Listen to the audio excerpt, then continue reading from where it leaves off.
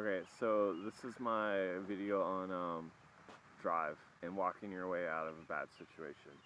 A lot of what I'm going to tell you is going to go against pretty much every survival guide you'll ever read, but I've figured this out like the hard way. You can almost always walk your way out of most situations. Yeah, if you crash your plane in the middle of like the Canadian wilderness and you have a transponder and people are coming looking for you, then yeah, stay tight. If you're busted up and broken, and you like a broken leg and you can't walk at all, then yeah, I guess sit tight. Get out. But most likely you can walk away. Most likely what's gonna happen is you're gonna get lost hiking or camping or some shit like that. Just fucking off. But the best thing to do is not to build shelter, not to start looking for water. Hopefully you already have water. But it's to fucking pick a direction and walk. Make an educated guess at the best direction. Hopefully you already know kind of where you're at, and you have an idea of your surroundings, and you can make a good educated guess. Definitely do that. Don't just pick a random direction. But if you don't know, if you're just fucking totally lost, you don't know dick, you can pick one direction. Sun rises in the east, sets in the west. You can follow the North Stars. They vary by like 5 degrees or some shit, but anyway, it's close enough that you can just take one thing that you can follow that's not moving, usually in the sky, and go. If you can't, you can make a compass. Like you can magnetize a needle with like a magnetic button or something like that, and put it on a leaf, and it'll give you a compass. Anyway, it doesn't matter. Pick one direction. You should be able to find something that you can follow. Like it's overcast right now, but I can still tell you where the sun's at. It's behind me. And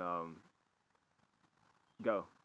Just accept that what you're about to do is gonna suck. It's gonna suck really bad. You're probably gonna have to bushwhack. You might get hurt, scratched up. I mean, just little boo-boos, nothing too bad. You probably have to climb over shit, go through some creeks. Pick one direction to go though, because even like the most unpopulated place I've ever been, which is like western North Dakota, was like one house every 10 miles. You can do 10 miles. I promise you. I don't care how out of shape you are. You can do 10 miles. It's gonna suck. Just set that right off the bat. But it's in my eyes, it's better to just die trying than to just sit there and die.